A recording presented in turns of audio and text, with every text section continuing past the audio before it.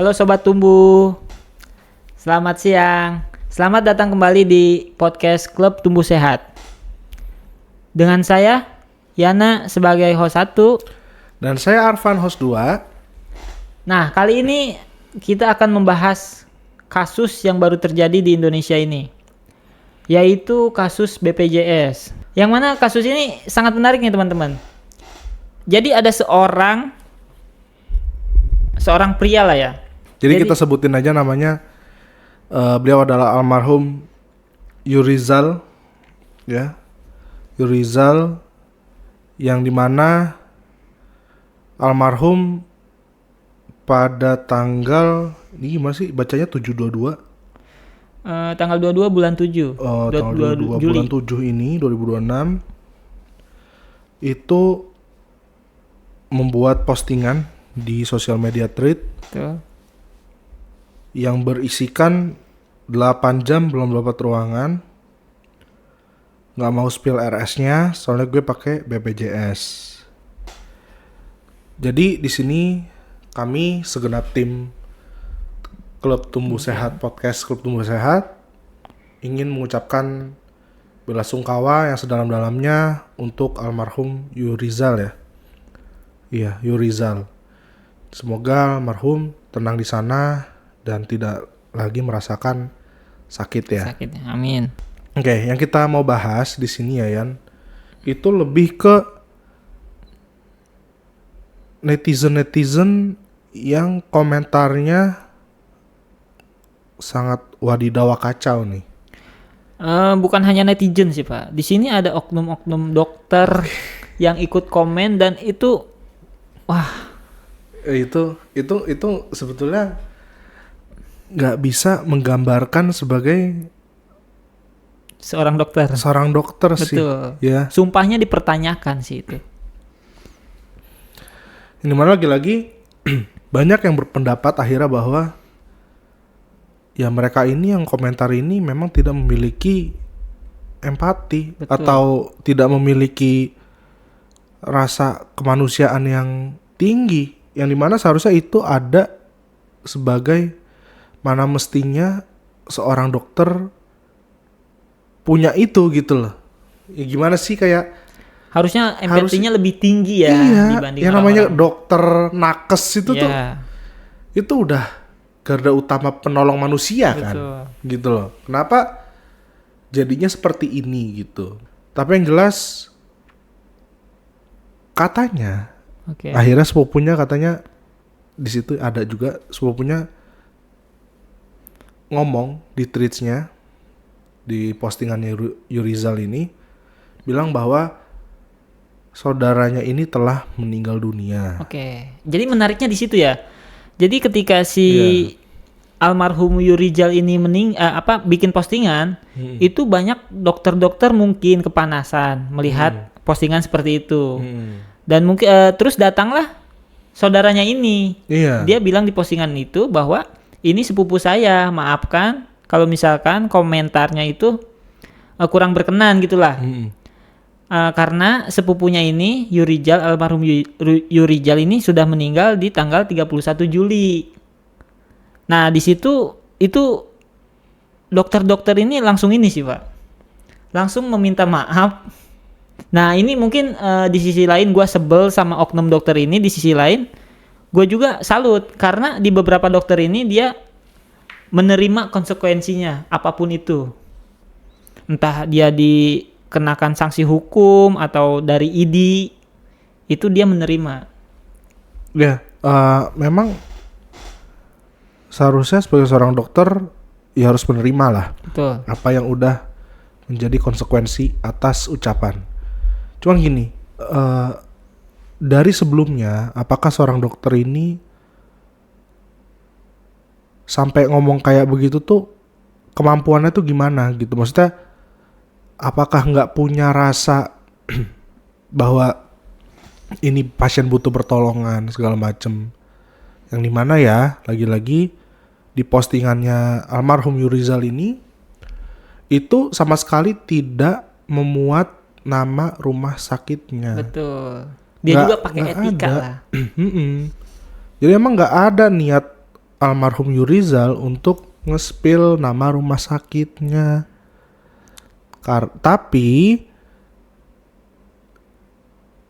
di saat kata-kata BPJS itu muncul, makanya mereka, para oknum-oknum ini menjadi kepanasan. Betul. Gitu. Dan bahkan ada beberapa cuitan juga, ada beberapa tanggapan juga yang bilang bahwa ya memang seperti itu BPJS, makanya lebih baik invest ke itu ya, ke yang jaminan atau asuransi swasta. Katanya kayak gitu ya. Jadi yang menurut gue, ya terus apa dong gunanya BPJS?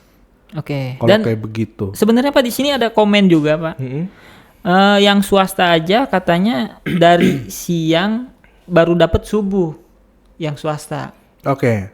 Atau mungkin ini ya, karena memang rumah sakitnya ini katanya, karena kita nggak tahu ya nama rumah sakit apa, tapi katanya menjadi salah satu rumah sakit rujukan nasional ya. Iya, kan? Betul. Jadi ya mungkin kalau gambaran gue tuh kayak RSCM kali ya, yang dimana pasiennya banyak banget. Justru kan kadang nih ya, kalau misalnya yang namanya dokter bener nih, ketika ngelihat postingan itu, ya ditanya si almarhum Yurizal ini tuh ditanya, ini rumah sakit di mana? Barangkali dokter bisa bantu gitu. Bukan malah dikasih tanggapan yang ngebully gitu loh bro.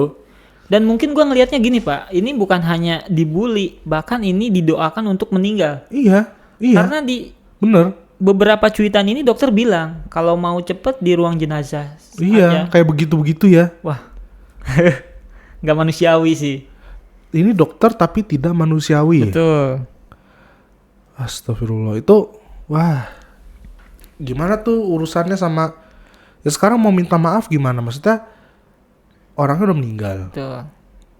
Urusan sesama manusia itu setahu gue harus sampai dimaafkan.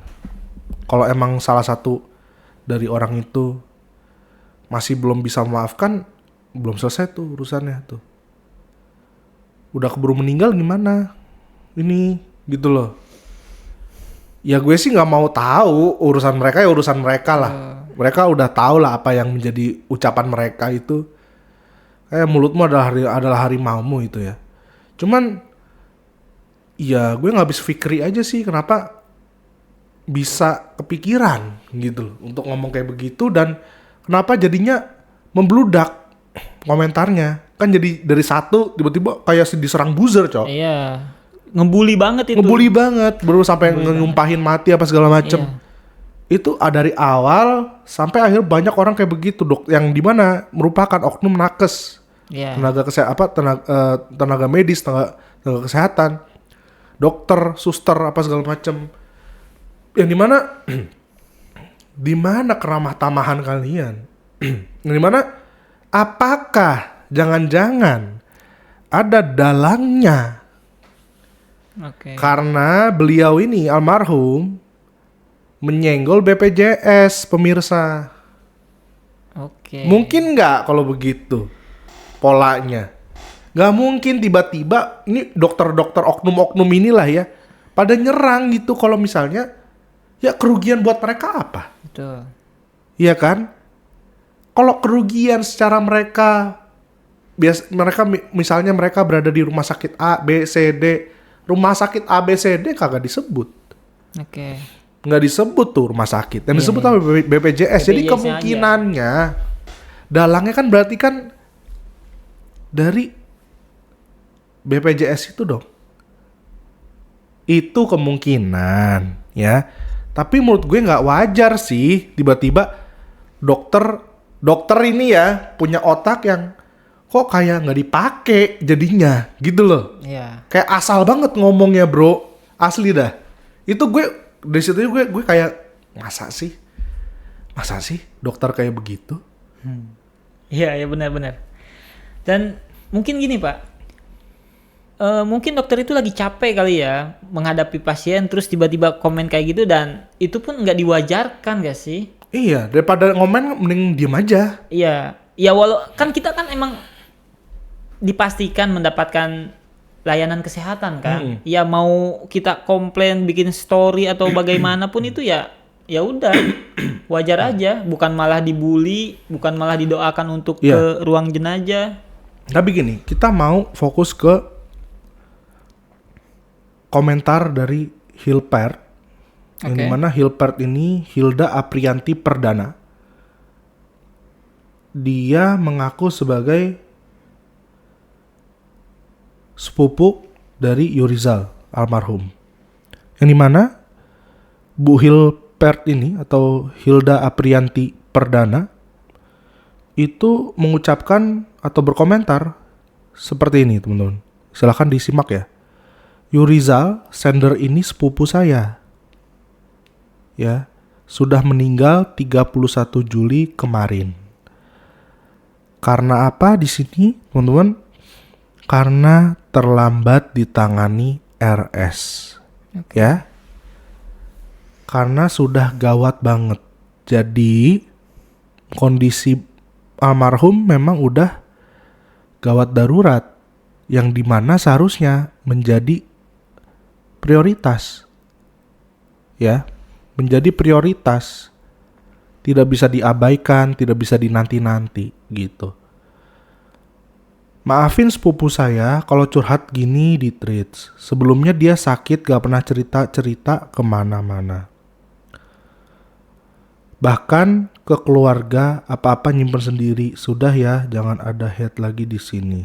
Sampai dianya minta maaf agar tidak dibully lah di komen. Dibully lagi. Nah, ini meninggalnya kondisinya di mana? Dan penanganan apa dari rumah sakit yang udah didapatkan oleh almarhum? Betul. Kayak gitu. Semoga aja yang katanya terlambat ditangani ini masalah ya memang terlambat ditangani, maksudnya ya dia udah sempat mendapatkan perlakuan yang baik setelah ada postingan ini, terus sudah dipindahkan ke kamar rawat, lalu karena memang udah terlalu parah nih, terus ya udah karena ya Allah alam ya, namanya juga udah dipanggil, ya udah meninggal gitu. Tapi ini masih jadi tanda tanya akhirnya. Gimana kondisinya tuh gimana? Ya, kondisi gitu. Terakhirnya ya. Gue sebagai insan psikologi, teman-teman, sangat menentang yang namanya bullying, karena bisa juga kan kalian akhirnya membunuh seseorang juga dengan kata-kata kalian. Dan menurut gue juga nggak mungkin ini inisiatif dari seorang dokter. Inisiatif seorang dokter tuh menyelamatkan pasien. Betul. Bukan kayak begini, nyumpahin pasien meninggal, nggak kayak gitu. Inisiatif dokter setahu gue nyelamatin pasien. Udah berusaha setengah mati, terus akhirnya pasien kehendak Allah pasiennya meninggal, itu udah lain hal. Ya, betul. Cuman belum apa-apa udah dibeginiin, menurut gue nggak bisa ditoleransi sih. Dan bahkan ini ada komentar dari Nojakim, itu parah banget Pak. Dia bilang gini, Yuris orang miskin, harta miskin, ilmu miskin, akal tapi pengen diistimewain. Wow. Jadi gue kasih tahu nih untuk siapa Noza nih. Gua ini dulu beberapa kali ini gua ngurus pasien BPJS Pak. Dan itu gua ngurus memang lama, dari jam 11 sampai jam 10 malam, dari jam 11 siang ya.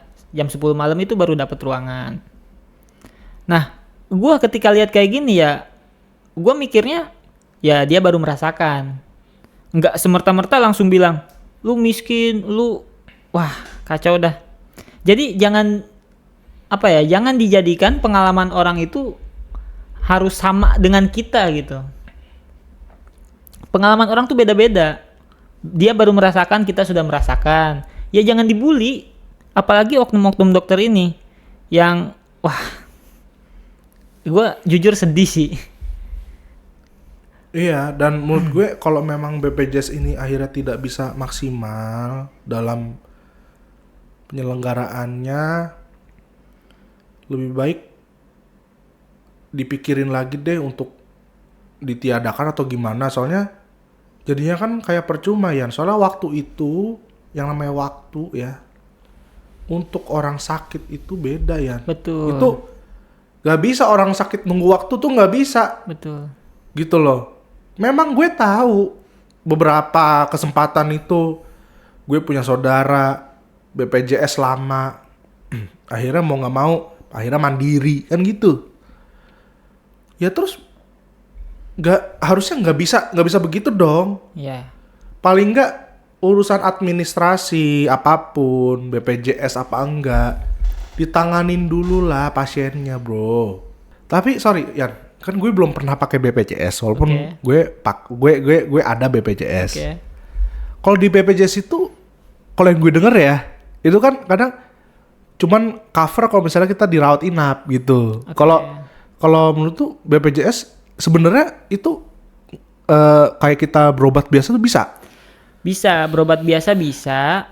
Cuman kalau misalkan lu mau ke rumah sakit, berarti kan kalau rumah sakit bukan Paskes 1 kan? Paskes 1 kan puskesmas. Iya, puskesmas ya. Puskesmas. Kalau lu mau langsung ke rumah sakit itu nggak bisa karena itu dia harus ada rujukan Paskes 1. Setahu gua gitu. Oke, jadi kalau selama di puskesmas yang paling dekat sini yang waktu kemarin kita kesehatan. Puskesmas apa namanya? Pondok Aren. Pondok Aren ya situ ya? Iya, yang waktu kita tes kesehatan. Iya, sama Bang Ari itu. Lu mah nggak tes ya? Anjay, lu nggak tes. Ya intinya itu juga udah nyaman sih ya puskesmas itu ya. Iya. Udah kayak rumah sakit biasa lah. Jadi kalau ke puskesmas itu ya nggak, itu bisa pakai BPJS gitu. Ya, bisa pakai BPJS, itu gratis. Dan mungkin minusnya di BPJS ini karena rame aja sih. Rame aja, jadi ya sabar-sabar ngantri lah. Iyalah, kalau kayak cuman ke poli-poli doang, kayak cuman mau konsul gitu kan emang nggak gawat darurat. Betul. Jadi ya harusnya gue sih fine-fine aja ya gitu. Karena waktu yang kita tes kesehatan gratis itu juga enak-enak aja sih ya. Iya. Enak-enak aja, jadi nggak yang lu kan nggak ikut ya.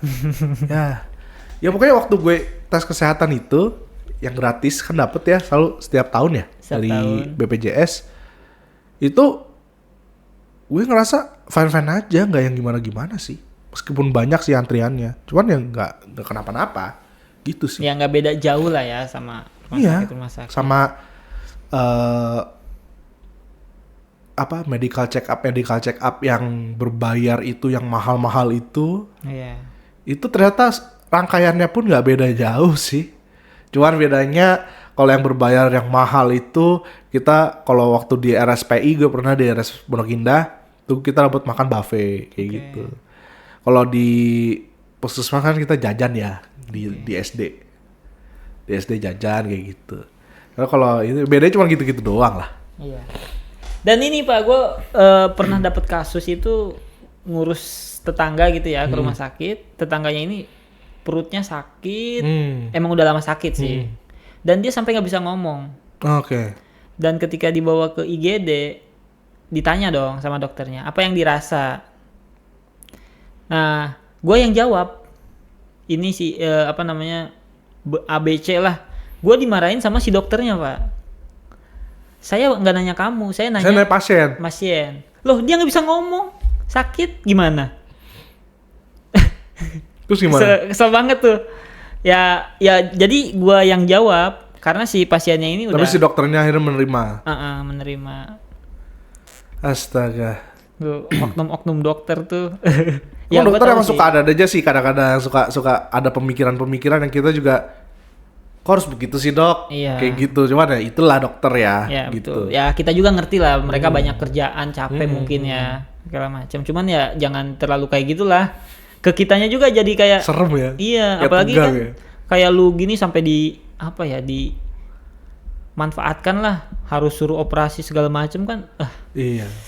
Ngeri banget. Intinya untuk seluruh dokter, seluruh tenaga medis, gue ucapkan banyak-banyak terima kasih ya ke kalian semua yang udah banyak banget ngebantuin masyarakat semua. Kalian tuh sebetulnya sangat-sangat dibutuhkan di negara ini. Bahkan katanya negara kita tuh kekurangan dokter. Betul. Ya, gitu. Dan gue pun salah satu orang yang sangat merasakan. Karena gue pernah kecelakaan parah gitu ya. Yang sampai gue harus dioperasi berapa kali itu. 9, 10, 11 kali kalau gak salah. Itu ya tanpa adanya dokter ya. Yang gue bilang dokternya adalah perantara dari Allah untuk menyembuhkan gitu ya. Menyembuhkan manusia. Ya tanpa adanya dokter-dokter ini, ya gue lah gak bisa sampai sekarang ini gitu loh. Gak bisa masih bertahan sampai sekarang. Tapi untuk dokter-dokter yang baru, untuk dokter-dokter yang istilahnya ngerasa di atas awan, di atas langit, kalian harus sering-sering menginjak bumi sih. Kaget kan kadang misalnya ada yang baru jadi dokter. Kemarin ada dokter yang flexing kan, yang iPad-nya warna pink kalau nggak salah tuh ya, yang pakai iPad warna pink katanya spill apa namanya ininya orang tuanya lah dia tuh. Flexing uang papa coy. Ya kayak gitu-gitulah itu. Jangan ya gitu. Anda tuh jadi dokter disumpah. Ya Anda harus menjaga sumpah itu sebenarnya. Harus menaati dan menjaga sumpahnya. Gitu. Terjadinya sampai orang meninggal karena ada perannya Anda juga nih. Omongan-omongan Anda yang tidak bisa Anda pertanggungjawabkan ini. Ya, gak bisa dipertanggungjawabkan dong, orangnya udah meninggal. Karena orangnya udah gak ada. Tapi bisa jadi orang ini meninggal juga. Wallahu alam ya, tapi bisa jadi karena kepikiran omongan kalian juga. Karena emang katanya orangnya gak pernah cerita-cerita ya. Ya. Gitu. Almarhum ini. Introvert ya. Iya. Ya udah. Menurut saya, menurut gue, Anda ini udah nggak pantas jadi dokter sih. Setuju. Harus dikasih sanksi untuk ngelepasin Jabatan. dari peran sebagai dokternya. Bukan peran, maksudnya posisi sebagai dokter. Karena Anda udah tidak pantas menjadi dokter. Ataupun tenaga medis yang lain. Kalau ada yang ikut-ikutan tuh ya. Si dokter ini, oh men, gue komen juga Padahal dia cuman suster apa segala macem. Tenaga medis lah gitu. Kalian juga harus gantung seragam sih. Copot seragam itu, gantung seragam itu. Jadilah warga biasa. Diso. Nah intinya kalian harus muhasabah diri. Kalian harus lebih banyak ya ngelihat diri kalian lah, berkaca lah gitu ya. Lalu kalian menjadi warga biasa yang lebih baik lagi, maksudnya gitu. Lebih baik lagi, berguna buat orang-orang lain. Tapi tanpa kalian menjadi dokter, tanpa kalian menjadi suster, kayak gitu. Orang biasa aja. Orang biasa aja. Gimana Yan? Ada tambahan lagi? Mungkin kalau dari gue, bijaklah dalam berkomentar, dalam bermedia sosial. Apalagi Anda ini sebagai dokter ya. Betul. Yang harusnya punya empati lebih tinggi, ini malah 0. Itu karena pengalaman orang tuh beda dengan pengalaman diri kita sendiri. Jangan disamakan. Lagian orang kita ya kita nggak sih? Kita nggak bakal bisa jadi orang itu kan? Tuh. Ya kan biasanya ada Pak yang menyamakan. Alah. Oh lu harusnya kayak gue nih gini. Alah. Kan nggak bisa kan? Ih NPD banget. Iya. NPD banget cuy.